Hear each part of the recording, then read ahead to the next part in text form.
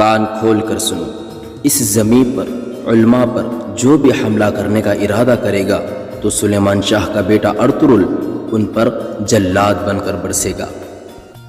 تم میری محبت ہو حلیمہ سلطان، لیکن یہ دل و جان میرے اللہ پاک کی راہ پر قربان ہوگا۔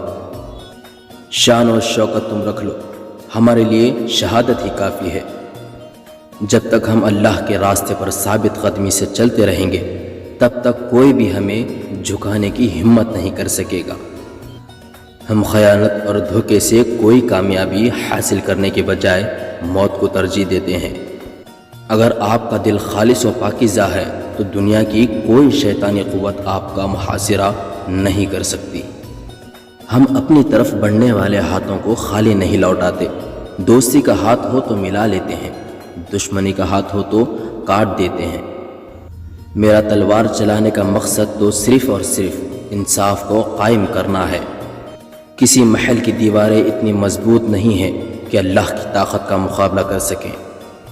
مسلمان کے دو ہی شوق ہوتے ہیں، جب اذان ہو جائے تو مسجد کی طرف دوڑنا، اور جب جنگ کا اعلان ہو جائے تو میدان جہاد کی طرف دوڑنا۔ بڑے خوابوں کے لیے بڑی قربانی دینی پڑتی ہے۔ ہمارے اسلاف کی داستانیں بچوں کو سلانے کے لیے نہیں بلکہ مردوں کو جگانے کے لیے سنائی جاتی ہے۔ اگر اصول پر ہو تو ڈٹ جاؤ، اگر انا پر ہو تو پیچھے ہٹ جاؤ۔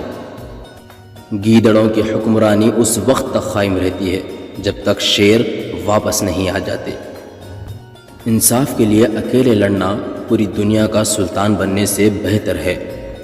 اپنوں کی طرف سے دھوکہ انسان کو ٹکڑے ٹکڑے کر دیتا ہے۔